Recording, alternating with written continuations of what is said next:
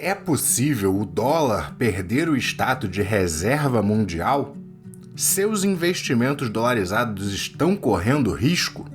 Fica com a gente, que hoje a gente vai continuar a acompanhar e entender todos os desdobramentos das tarifas de Trump, agora focando nas consequências para a moeda e para o Tesouro Americano, ou seja, os impactos para o dólar e para o custo de financiamento do governo americano. Para lá no final, entendendo os riscos que correm os nossos investimentos, sabermos como gerir nossa carteira nesse cenário. Esse vídeo é uma continuação do que eu fiz semana passada, onde a gente recontou a história das tarifas do atual mandato de Trump e vimos o afastamento que isso está causando em alguns dos principais aliados dos Estados Unidos. Apesar de eu recomendar que você assista, você não precisa ver aquele vídeo para entender esse daqui. Se gostar desse vídeo, deixa seu like, se inscreve no canal. Se gostar muito, venha ser membro, receber acesso antecipado aos vídeos, além das nossas ferramentas para investidores de longo prazo, uma plataforma de análise de ações e um site de valuation. Como a gente viu no finalzinho do último vídeo, Trump elevou as tarifas contra a China para 125% ao mesmo tempo que reduziu as taxas aos outros países, e citou a falta de respeito que a China demonstrou aos mercados mundiais. A China, porém, igualou a conta, mantendo um tom firme contra os Estados Unidos. E nesse ponto a gente já começa a ver o dólar despencando, que inclusive atingiu o valor mais baixo nos últimos 3 anos, na sexta-feira, dia 11 de abril. Isso no caso do DXY, o índice que o compara com uma cesta de moedas dos seus principais parceiros comerciais, que incluem euro, iene, libra esterlina, dólar canadense, coroa sueca e o franco suíço. A gente viu também ambos os países envolvidos na guerra tarifária, China e Estados Unidos, buscando retaliações alternativas. Vimos a China avisando que vai reduzir as importações de filmes americanos e, provavelmente ainda mais impactante, suspendendo a exportação de terras raras, cuja produção mundial é majoritariamente chinesa, e mesmo outros países produtores, como a Austrália, dependem da China para o processamento e beneficiamento dessas terras, que por sua vez são necessárias para baterias, turbinas eólicas, computadores e muito mais, dificultando o crescimento da indústria americana em vários setores de alto valor agregado, sendo talvez até uma medida que os protege no caso de uma escalada para além da guerra atual que está sendo só tarifária. Então, em documento, a Casa Branca diz que as tarifas contra a China vão chegar até 245% no caso de alguns produtos, sem esclarecer se houveram novas taxas adicionais, mas reafirmando o percentual total das tarifas impostas à segunda maior economia do mundo. Apesar das afirmações duras da presidência americana, vimos também eles dando uma certa recuada das tarifas em alguns produtos, como smartphones e computadores. Esse recuo beneficia, por exemplo, a Apple, que tem boa parte da sua fabricação de iPhones lá na China. Nesse novo modelo, smartphones, monitores de computador e diversos componentes eletrônicos estariam entre os produtos isentos. Porém, logo depois, o Trump já anuncia que as tarifas em semicondutores importados logo estarão chegando. Então a gente tem a Casa Branca dando início aos estudos que, segundo eles, em alguns meses, vai levar às novas tarifas para esses produtos mais tecnológicos. E assim como a China está buscando outras maneiras alternativas de colocar pressão nos seus adversários, faz o mesmo os Estados Unidos, impondo uma nova regra para a exportação de chips da NVIDIA. Não apenas da NVIDIA, mas qualquer chip destinado à inteligência artificial. A medida exige que a NVIDIA, por exemplo, obtenha uma licença especial para vender seu chip H20, que é desenvolvido especificamente para atender às regras do governo de Biden, anterior a Trump, e a companhia informa que isso deve registrar um impacto de 5,5 bilhões de dólares no trimestre encerrado no dia 27 de abril. Não preciso nem dizer que a NVIDIA despencou com essa notícia. E se torna necessário buscar essas sanções alternativas porque chega um ponto que a tarifação já está tão alta que o comércio de certos produtos já se torna economicamente inviável. Quando você chega a uma tarifa de 245%, o produto já vai custar mais que o triplo do seu preço original. Chega um ponto em que se torna redundante seguir aumentando o número das suas tarifas. Então, seguimos tendo escaladas. O tema não mudou, a guerra tarifária, a guerra comercial segue se intensificando. E é por isso que eu trouxe aqui um infográfico para a gente poder visualizar melhor o quanto das exportações chinesas vão para os Estados Unidos. No caso de consumer electronics, os eletrônicos de consumidor, cerca de 22% das exportações chinesas vão para os Estados Unidos. Mesmo essa parte, pelo menos temporariamente, estando isenta em muitos dos seus produtos, vemos que em várias outras a economia americana é, sim, relevante para as exportações chinesas. Em algumas indústrias menos do que outras, mas sem dúvida isso vai gerar um impacto não só para os Estados Unidos, mas para a China também. Aliás, todos os países do mundo, todas as empresas do mundo, com a continuidade dessa guerra, tendem a sair prejudicadas. E a gente vê que apesar da China, em geral, exportar mais para outros países, ainda temos uma importância dos Estados Unidos. Então, mesmo com a isenção para a categoria Tech, no melhor estilo esporádico de Trump, já temos falas indicando estudos para mais à frente tarifar também esses produtos, mantendo altíssimo nível de incerteza no cenário global de negócios, principalmente pela rápida mudança de posicionamento de uma economia tão influente quanto os Estados Unidos.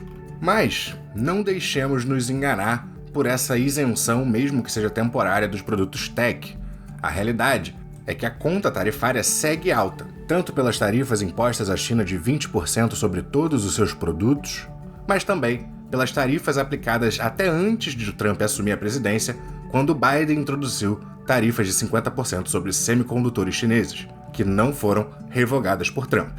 Infelizmente, o tema da incerteza segue em alta, e a gente não sabe, no momento, se essas tarifas sobre semicondutores se aplicarão aos chips isolados ou também aos produtos que contêm esses semicondutores. O cenário de incerteza segue assombrando o mercado, mas não só o mercado financeiro. Todas as empresas relevantes da economia real necessitam de ambientes estáveis e de maior previsibilidade para poder estabelecer suas operações e planos de longo prazo. Então, essa incerteza coloca o mundo em uma situação de risco, porque todos vão pagar mais caro por consequência dessa guerra tarifária, que corre o risco de se alargar ainda mais quando a gente vê Trump dizendo que o governo pode pedir que os países escolham entre China e Estados Unidos, o que forçaria uma divisão ainda mais definida entre as forças geopolíticas e em linha com a ideia de uma reorganização de todo o cenário global econômico. Com toda essa escalada, tivemos finalmente falas chinesas mais abertas a uma negociação, primeiro indiretamente, com uma pessoa familiarizada com a perspectiva do governo chinês, que foi ouvida tanto pela Bloomberg quanto pela Reuters, onde é dito que a China estaria aberta a negociar sobre tarifas se os Estados Unidos demonstrassem mais respeito, e esse respeito viria através da contenção de comentários depreciativos feitos por membros do gabinete do Trump, e enfatiza que a pré-condição mais importante para qualquer negociação é que as autoridades chinesas estejam cientes que tal engajamento será conduzido com respeito, e esse respeito passa também por ter um negociador entre os líderes das economias, dizendo que Pequim também quer que os Estados Unidos nomeiem uma pessoa como contato principal para as negociações.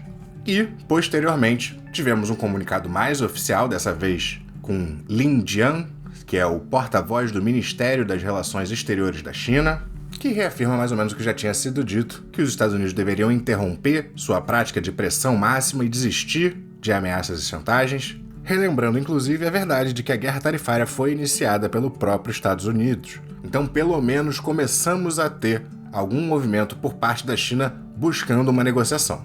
E com isso eu termino de atualizar a história da guerra tarifária até o momento da gravação desse vídeo, que é aqui no dia 16 de abril.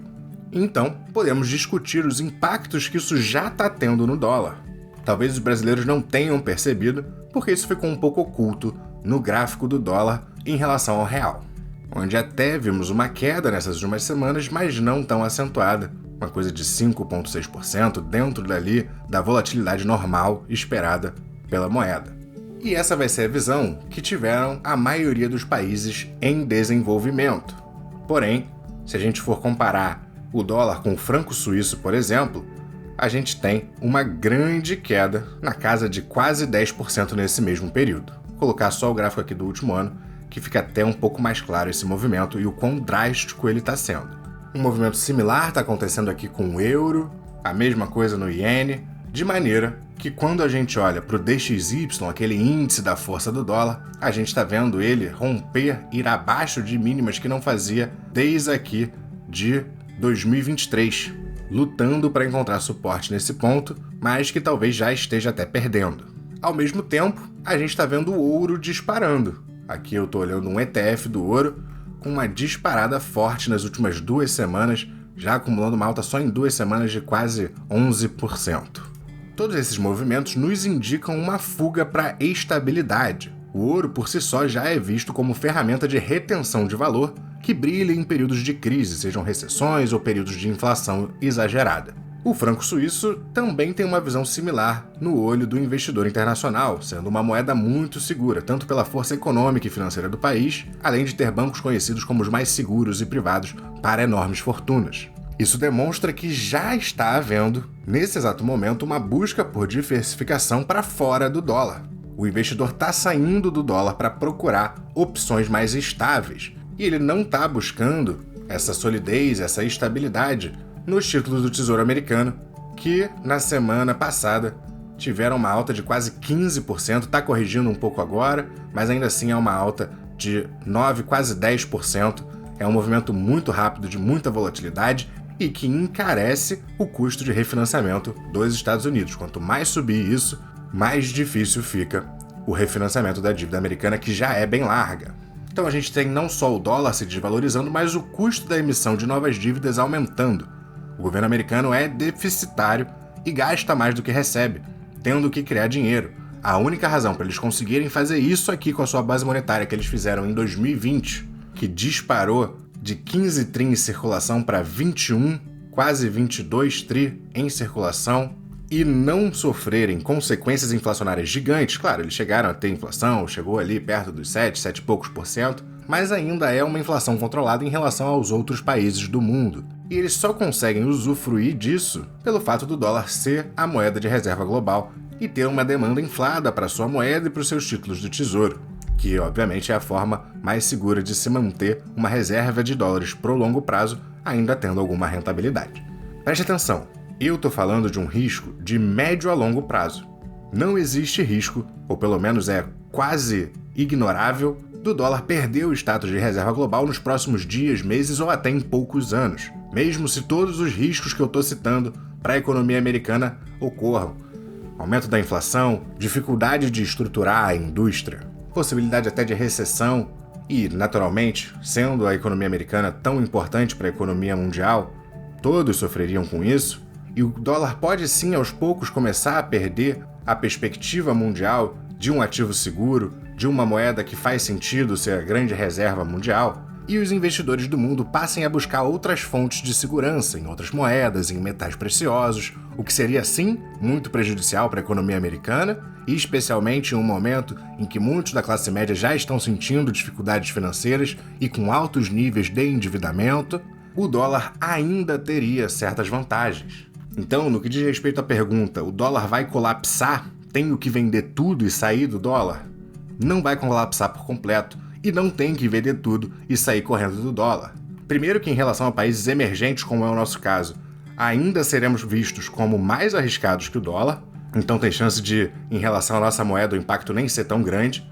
Segundo, que o mercado financeiro americano ainda será o principal, ainda vai listar as maiores empresas do mundo, mesmo num cenário catastrófico, onde sem dúvidas as empresas de múltiplos mais altos seriam largamente punidas, ainda teríamos empresas enormes que são referência mundial sendo negociadas nos Estados Unidos, que provavelmente continuará gozando dessa fonte extra de demanda. Até porque muitas das empresas americanas têm uma atuação e receita mundial, então tem uma exposição a diversas economias do mundo. Fora que a confiabilidade do arcabouço jurídico para o investidor internacional que vai para os Estados Unidos não está sendo posta em risco, pelo menos até então.